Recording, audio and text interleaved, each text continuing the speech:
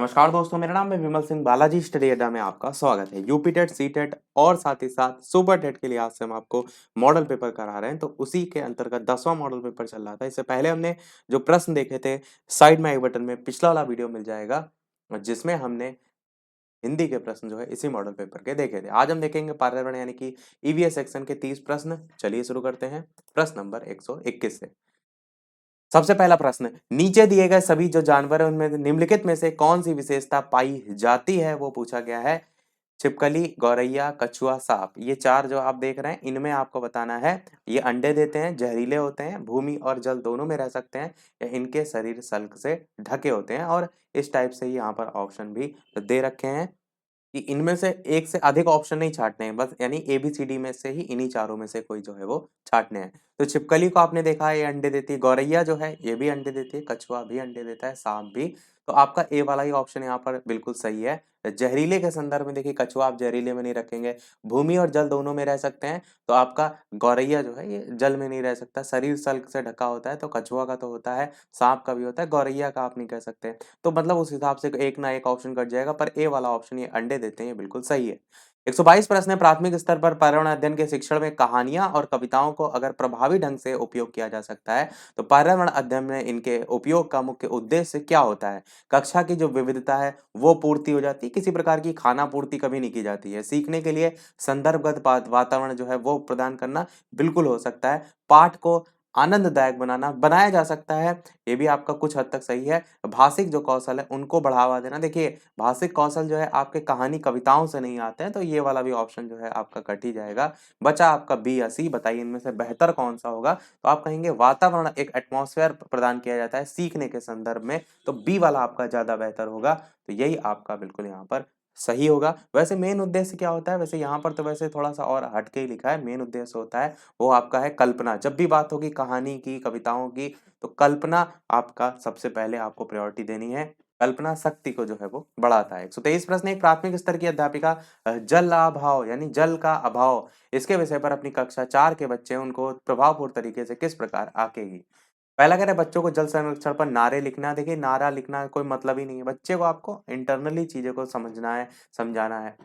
दूसरा कह रहा है उपरोक्त विषय पर एक लिखित परीक्षा। भैया बिल्कुल गलत है। देखिए ऑप्शन जो ये चीज मैं गोला बना रहा हूँ इसको देखिए, ये निगेटिव टर्म है, इसको देखकर आपको ऑप्शन आसानी से काट लेना है।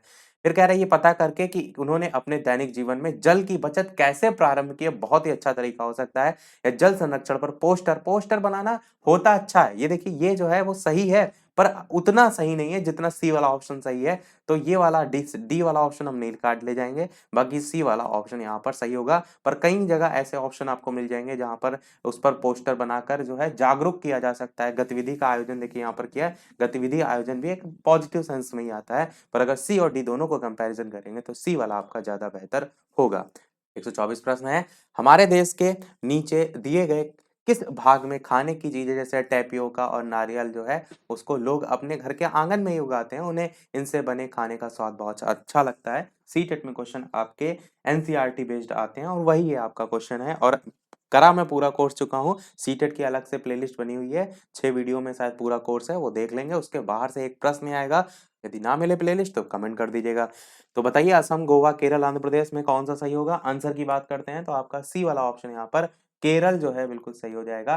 टैपियोका और नारियल केरल में बहुत मात्रा में उगते हैं और केरल के लोग ही खाने की चीजों में इसका प्रयोग बहुत चाव से जो है वो करते हैं। किसी भी प्रश्न में ये चीज जरूर देख लिया करिए कि किस स्तर की बात हो रही है। तो कक्षा 5 के विद्यार्थी हैं जिनमें जिज्ञासा जागृत करने को सबसे प्रभावी तरीका कौन सा हो सकता है। सबसे पहला है लिखित कार्य में उन्हें अधिक अभ्यास देना। तो क्या लिखित कार्य देने से उनमें किसी प्रकार की जिज्ञासा आएगी, आप कहेंगे ऐसा तो नहीं है। अक्सर इकाई जो परीक्षण है उनका आयोजन करना, नहीं बिल्कुल नहीं। गहन जांच परक और कल्पना परक प्रश्न पूछना, यहाँ पर मैंने कहा था ना ये जो टर्म है कल्पना परक, ये बहुत इंपॉर्टेंट है, इस चीज को समझिए। ये बहुत पॉजिटिव सेंस में ही अधिकतर आंसरों में आपको देखने को मिलेगा। तो गहन जांच परक और कल्पना परक प्रश्न पूछना बिल्कुल आंसर हो सकता है।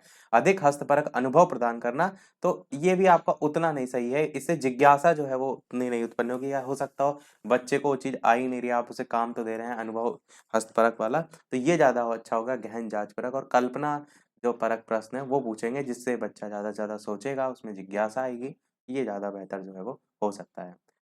126 प्रश्न है, इनमें से किस फसल का ज्ञान वैदिक काल जो है उसके लोगों को नहीं था? जौ, गेहूँ, चावल, तम्बाकू, बताइए इनमें से कौन-सा जो है वो सही होगा? आंसर की बात करते हैं इन चारों ऑप्शन में से, तो तम्बाकू आपका ऑप्शन सही होगा। तम्बाकू का ज्ञान वैदिक काल के लोगों को नहीं था। ऋग्वेद जो था उसमें एक ही अनाज आपका यव या जिसको कह सकते हैं जौ, जौ जैसे ए वाला ऑप्शन में दे रखा है, इसका उल्लेख देखने को जो है वो मिलता है। और वैदिक काल में आपका अलग-अलग जो स्थान है, जौ, गेहूँ, चावल, ये अलग-अलग स्थानों से देखने को मिलता है। 127 प्रश्न, कुछ जानवर रात में जो है वो जागते हैं। ये जानवर हर चीज को किन रंगों में देखते हैं? काला, सफेद, लाल, संतरी, बैंगनी, नीला या हरा और पीला? बताइए इनमें से कौन सा सही होगा? आंसर की बात करते हैं। अच्छा, आपने देखा होगा नाइट विजन जो कैमरा होता है उसमें भी कैसा कलर आता है? ब्लैक एंड व्हाइट आता है। तो उससे ही आप याद रख सकते हैं कि कुछ जानवर जो रात में जागते हैं ये भी हर चीज को ब्लैक एंड व्हाइट जो रंग है उसी में जो है वो देखते हैं। और जो जानवर रात में जागते हैं उन्हें कहते हैं क्या? उन्हें कहते हैं निशाचर। जैसे आपका उल्लू हो गया, रैकून हो गया। अगला देखते हैं 128 प्रश्न, जीवाणुओं के वर्गीकरण का अध्ययन क्या कहलाता है? चार ऑप्शन है आपका, सर्पेंटोलॉजी, वायरोलॉजी, टैक्सोनॉमी या फिजियोलॉजी। बताइए इनमें से कौन सा जो है वो सही होगा? जीवाणुओं के वर्गीकरण के अध्ययन को जो है वो क्या कहा जाता है? आंसर की बात करते हैं तो टैक्सोनॉमी कहा जाता है। सी वाला आपका ऑप्शन यहाँ पर जो है वो सही होगा। जीवाणुओं के वर्गीकरण के अध्ययन को टैक्सोनॉमी कहते हैं। और कैरोलस लीनियस जो है इनका नाम पूछा जाता है यहाँ पर, चलिए मैं लिख भी देता हूँ। कैरोलस लीनियस जो है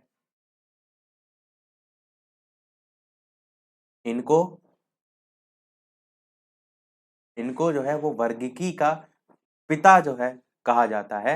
जो कैरोलस लीनियस है, जो लीनियस है, इन्होंने ही जेनेरा प्लांटेरम नामक एक पुस्तक भी लिखी है। हो सकता हो आपसे पुस्तक पूछ ली जाए तो याद रखिएगा, जेनेरा प्लांटेरम नामक पुस्तक भी जो है इन्हीं की है। वैसे जो एक पुस्तक है ये आपको सुपर टेट या यूपी टेट में देखने को मिलता है। पुस्तक वगैरह इस टाइप से जो है ईवीएस सेक्शन में जो है आपको सीटेट में कम ही देखने को मिलता है। 129 प्रश्न है, आरएनए का प्राथमिक कार्य क्या होता है? प्रकाश संश्लेषण, प्रोटीन संश्लेषण, प्रतिकृति बनाना या अनुवाद करना? बताइए इनमें से कौन सा सही होगा? आंसर की बात करते हैं तो आपका ऑप्शन बी वाला यहाँ पर प्रोटीन संश्लेषण आपका सही होगा। आरएनए जो है इसका प्राथमिक कार्य होता है प्रोटीन का संश्लेषण करना। आरएनए जो होते हैं ये आपके राइबोसोम पर जो है वो चिपके रहते हैं। और आरएनए वायरस जो है इसमें आनुवांशिक वाहक भी होते हैं। आरएनए आपका केंद्रक में जो है वो पाया जाता है। 130 प्रश्न है, निम्नलिखित में से किस देश में सर्वाधिक जो संख्या है उसमें ट्यूब वेल्स जो है वो पाई जाती हैं? भारत, सऊदी अरब, अमेरिका, चाइना। बताइए इनमें से कौन सा सही होगा? तो ऑप्शन एबीसीडी में से किस देश में सर्वाधिक ट्यूबवेल्स पाए जाते हैं? तो आप कहेंगे आपका भारत जो है वो सही होगा। भारत में जो है सर्वाधिक मात्रा में पाए जाते हैं। और 64.7 मिलियन हेक्टेयर क्षेत्र जो है सिंचित क्षेत्र में जो है वो आता है, जिसमें आप 45% लगभग जो है आप कहेंगे ट्यूबवेल द्वारा, 32% जो है लगभग नहरों के द्वारा, 19% लगभग कुओं के द्वारा और 7% जो है वो लगभग अन्य स्रोतों से जो है सिंचित होता है।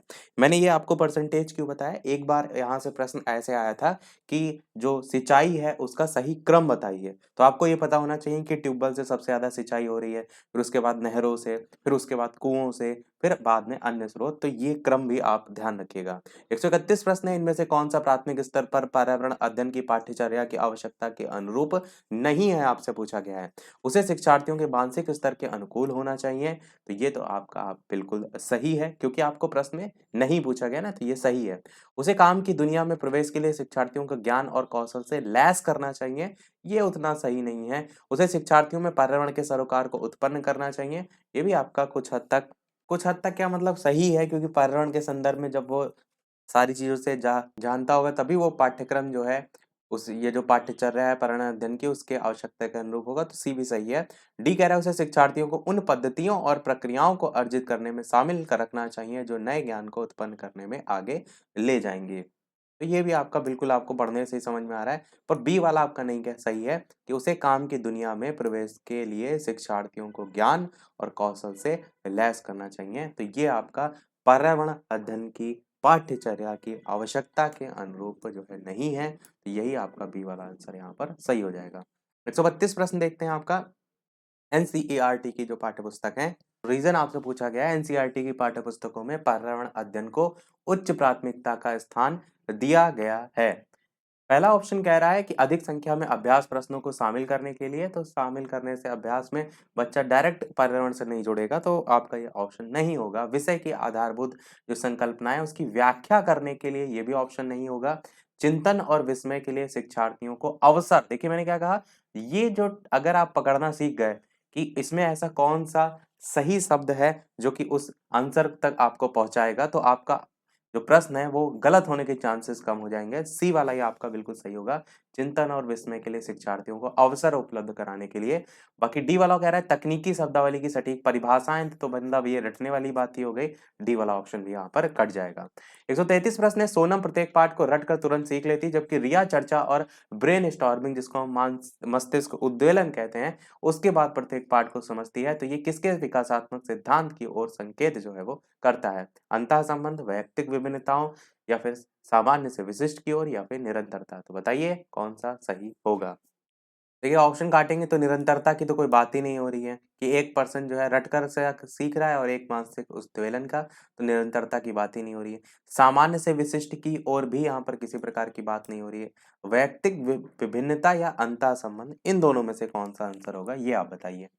तो आप कहेंगे अंतः संबंध, देखिए क्या है किसी में अंतः संबंध होता है, जैसे हम कहते हैं ना कि वातावरण और आनुवांशिक का आपस में अंतः संबंध होता है, यानी एक दूसरे से इंटरकनेक्ट होते हैं, दोनों का प्रभाव देखने को मिलता था। ऐसा तो यहाँ पर कोई बात ही नहीं हो रही, तो अंतः संबंध वाला भी ऑप्शन कट जाएगा। बचा क्या, वैयक्तिक भिन्नता, यही आपका सही होगा। देखिए हर व्यक्ति में क्या होता है, अपनी इंडिविजुअल अलग अलग क्षमताएं होती हैं, अलग अलग तरीका होता है, अलग अलग गुण होते हैं। आप किसी चीज को पढ़ते हैं, रटते हैं, पढ़ते पढ़ते आप 10 घंटा लगा दीजिए, आप नहीं याद कर पाते हैं। बहुत से ऐसे हैं छात्र, कुछ ऐसे होते हैं उसी को ही वो 10 मिनट पढ़ लेते हैं, उनके दिमाग में बैठ जाता है। तो ये भी अलग अलग भिन्नताएं देखने को मिलती हैं, वैयक्तिक विभिन्नता भी देखने को मिलती है।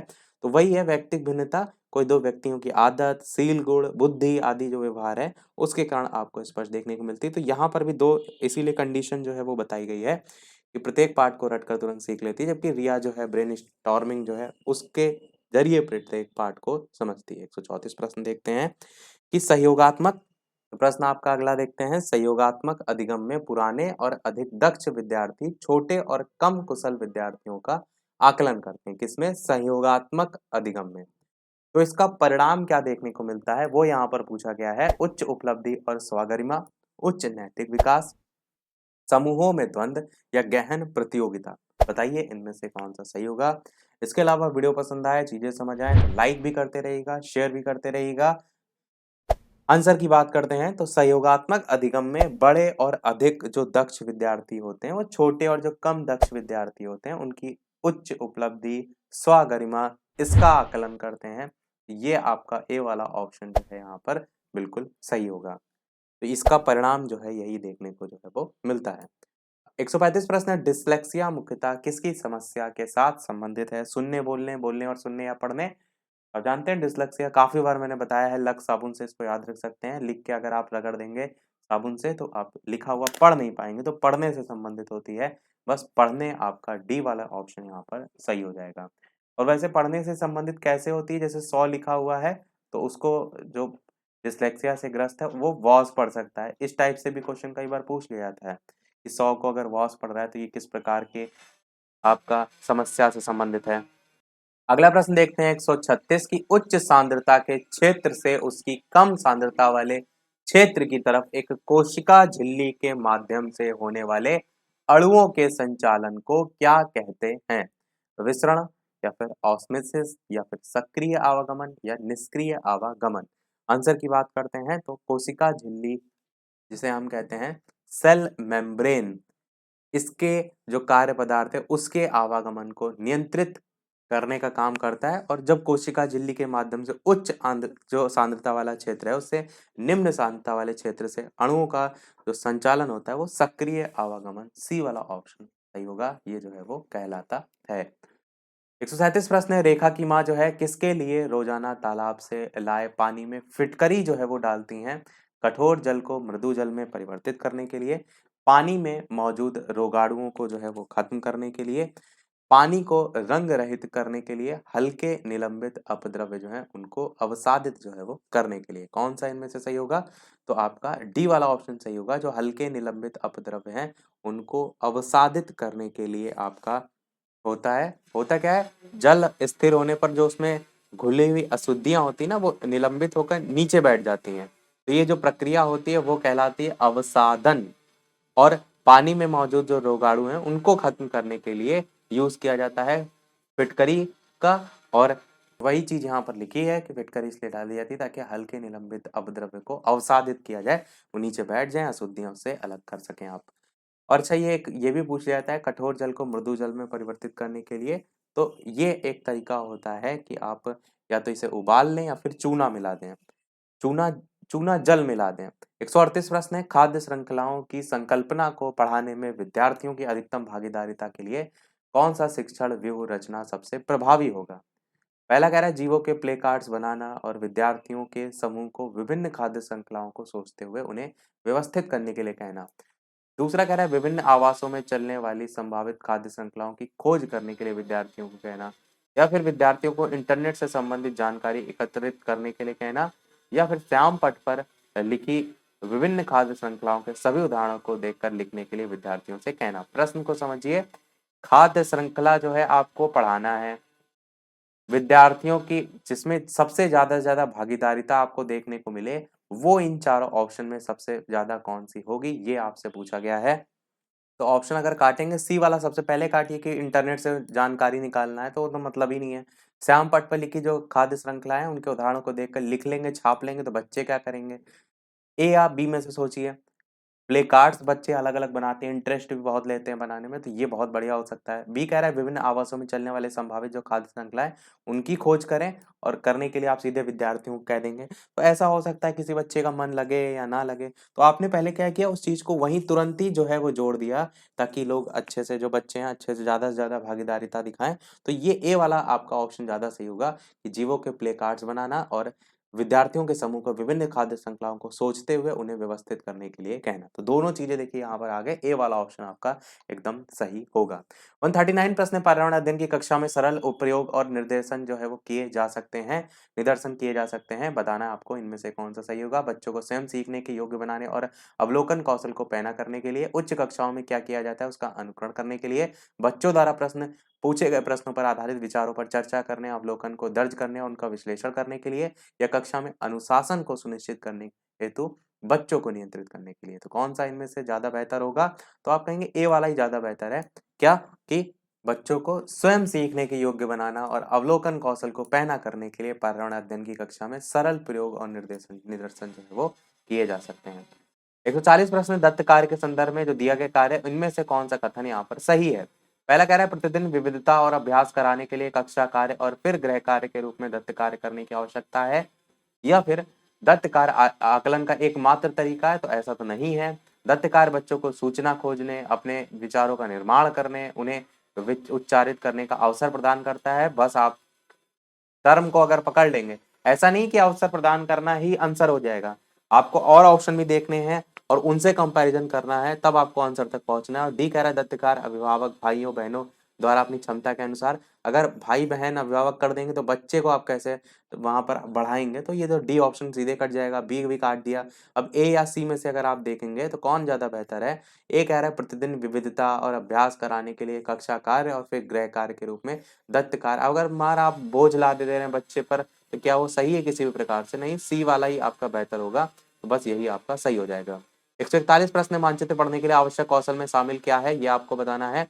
पहला कह रहा है ड्राइंग और पेंटिंग में विलक्षण कुशलता। तो कहेंगे अगर आपको मानचित्र पढ़ना है तो ड्राइंग से तो आपको कोई लेना ही देना नहीं है, तो ये ऑप्शन डायरेक्ट काट दीजिए। ग्लोब पर स्थित दर्शाने के लिए स्केच और गणनाओं का उपयोग बिल्कुल गलत है। अभिव्यक्तात्मक योग्यताओं को बाहर निकालने के विलक्षण संप्रेषण, संप्रेषण से आपका मैप का क्या लेना देना है? स्थान, दूरी, दिशा की सापेक्ष स्थिति अगर आपको पता है तो आप आसानी से मैप के बारे में कोई भी चीज दे सकते हैं। डी वाला ही सही हो जाएगा। अगला है सीखने की प्रक्रिया में जो अभिप्रेरणा है, वो शिक्षार्थी जो इनकी स्मृति को पैना करता है। मोटिवेशन की बात की गई है, तो कहेंगे मोटिवेशन से पैना कैसे होगा? नए अधिगम को पूर्व अधिगम से अलग करता है, बिल्कुल गलत है। शिक्षार्थियों को एक दिशा में चिंतन करने योग्य बनाता है, कुछ हद तक हो सकता है। और छोटे शिक्षार्थी जो हैं उनमें सीखने के लिए रुचि पैदा करता है। बस इंटरेस्ट आपका सबसे मेन है, किससे जोड़ेंगे? मोटिवेशन से। मोटिवेशन तो बस डी वाला सही होगा, सी वाला भी ऑप्शन आप यहाँ से काट सकते हैं। अगला देखते हैं 143 प्रश्न कि एक पर्यावरण अध्ययन की कक्षा के लिए सर्वाधिक उपयुक्त शिक्षा शास्त्रीय पद्धति होनी चाहिए। केवल प्रयोगों पर आधारित, आप कहेंगे नहीं, मैंने क्या बताया था पिछले वाले मॉडल पेपर में, ये सब केवल वेवल वाले आपको देखने हैं और यहीं से काटने। केवल व्याख्यान पर आधारित, नहीं।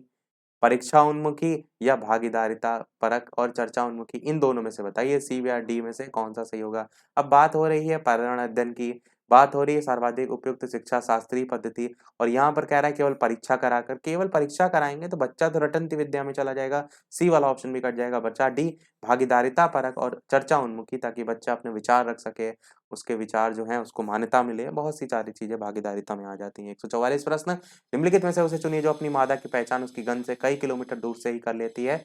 चींटी, मच्छर, रेशम का कीड़ा या मधुमक्खी, बताइए इनमें से कौन सा जो है वो सही होगा। आंसर की बात करते हैं इन चारों ऑप्शन में से। आंसर की बात करते हैं तो आपका सी वाला ऑप्शन यहाँ पर रेशम का कीड़ा जो है, ये वाला ऑप्शन जो है वो सही हो जाएगा। ये जो है आपका कई किलोमीटर दूर से जो है, जो गंध है उससे पहचान लेता है, तो यही आपका ऑप्शन सी वाला सही होगा। अगला प्रश्न देखते हैं 145, लाल रक्त कणिकाएं शरीर में ऑक्सीजन का संवहन करती हैं, वयस्कों में इनका जो निर्माण होता है वो कहाँ होता है? आरबीसी का, यकृत, गुर्दों, हृदय या अस्थि मज्जा, बताइए इनमें से कौन सा जो है वो सही होगा। आंसर की बात करते हैं इन चारों ऑप्शन में से, तो लाल रक्त कणिकाएं या आरबीसी, इनका जो निर्माण होता है वो अस्थि मज्जा में होता है। ये क्वेश्चन पूछा जाता है, याद रखिएगा। 146 प्रश्न, संक्रमण के दौरान किसकी संख्या में वृद्धि होती है? एरिथ्रोसाइट, ल्यूकोसाइट, प्लेटलेट्स या हीमोग्लोबिन, बताइए इनमें से कौन सा जो है वो सही होगा। आंसर की बात करते हैं तो संक्रमण के दौरान जो वृद्धि होती है वो होती है ल्यूकोसाइट में, बस आपका बी वाला ऑप्शन यहाँ पर जो है बिल्कुल सही होगा। 147 प्रश्न है, सुनामी का कारण क्या होता है? आप चार ऑप्शन है, एक बहुत गर्म समुद्री धारा, मछलियों का बहुत बड़ा समूह, पिघलता हुआ ग्लेशियर या समुद्र तल में भूकंप। अब जानते हैं सुनामी उठती इसी चक्कर में है क्योंकि समुद्र तल में भूकंप आता है, ऊंची ऊंची लहरें देखते हैं, तो सुनामी जो है आपका डी वाला ऑप्शन यहाँ पर सही होगा। 148 प्रश्न है, कार्बन डेटिंग विधि प्रयुक्त की जाती है स्थान ज्ञात करने में, आप कहेंगे नहीं, वस्तु की उम्र ज्ञात करने में की जा सकती है, लिपि को पहचानने में भी नहीं होती है, वस्तु की पहचान करने में हो सकती है। तो इस वस्तु की उम्र ज्ञात की जाती है, वस्तु की पहचान की जाती है, इन दोनों में से कौन सा होगा? तो बी वाला सही होगा। कार्बन 14 पद्धति, कार्बन डेटिंग पद्धति, ये सब वस्तु की उम्र ज्ञात करने के लिए जो है वो की जाती है। सेकंड लास्ट प्रश्न है इस वीडियो का 149, उत्तर प्रदेश की निम्नलिखित में से कौन सा नगर राष्ट्रीय राजमार्ग 2 द्वारा नहीं जोड़ा जाता है? आगरा, इलाहाबाद, लखनऊ, वाराणसी, बताइए इनमें से कौन सा सही होगा। आंसर की बात करते हैं तो लखनऊ आपका जो है यहाँ पर सही होगा। लखनऊ जो है वो नहीं जोड़ा जाता है, बाकी सभी जो है आ जाएंगे। देखते हैं हमारा अगला और इस वीडियो का लास्ट प्रश्न, इसके बाद एक प्रश्न हम आपसे भी पूछेंगे, जैसे कि सभी वीडियो में हम आपसे एक ना एक प्रश्न पूछते हैं। इसके अलावा वीडियो अभी तक आपने लाइक ना किया हो, सभी लोग वीडियो को लाइक भी करते रहिएगा, चैनल पर नए हो सब्सक्राइब करके जुड़ जाइएगा, और टेलीग्राम चैनल से ना जुड़े हो, लिंक आपको डिस्क्रिप्शन में मिल जाएगी, बालाजी स्टडी अड्डा सर्च करके भी जुड़ सकते हैं। प्रश्न आपका है लास्ट, यमुना एक्सप्रेस वे किन के बीच है? नोएडा और ग्रेटर नोएडा, आगरा या ग्रेटर नोएडा, आगरा लखनऊ या आगरा इलाहाबाद, बताइए इनमें से कौन सा जो है वो सही होगा। Yamuna expressway option A B C D में से आंसर की बात करते हैं इन चारों ऑप्शन में से, तो आपका ऑप्शन आगरा और ग्रेटर नोएडा, ये बी वाला ऑप्शन सही हो जाएगा। यमुना एक्सप्रेसवे, याद रखिएगा। वैसे एक्सप्रेसवे काफी चर्चा में रहा है अभी, पूर्वांचल वाला कर, तो वो उसके बारे में भी आपको पता होना चाहिए। तो अब देखते हैं वो प्रश्न, जैसे कि सभी वीडियो में हम आपसे एक ना एक प्रश्न पूछते हैं, तो इस वीडियो का आपके लिए प्रश्न है जिसका आंसर वीडियो के मेन कमेंट में टाइप करके आपको बताना है कि व्यक्तित्व यानी कि जो पर्सनालिटी शब्द है वो इनमें से किससे लिया गया है? यूनानी, जर्मन, लैटिन या फिर इनमें से कोई नहीं? अपना आंसर वीडियो के मेन कमेंट में टाइप करके बताइएगा। लाइव टाइमिंग दो है, दोपहर के 3 बजे, शाम के 8 बजे, तो लाइव आकर भी वीडियो आप देख सकते हैं, प्रश्न की प्रैक्टिस कर सकते हैं। तो आज की वीडियो में इतना ही रखते हैं, मिलते हैं फिर अगले वीडियो में कुछ नए प्रश्नों के साथ, नए टॉपिक के साथ, तब तक के लिए नमस्कार, जय हिंद।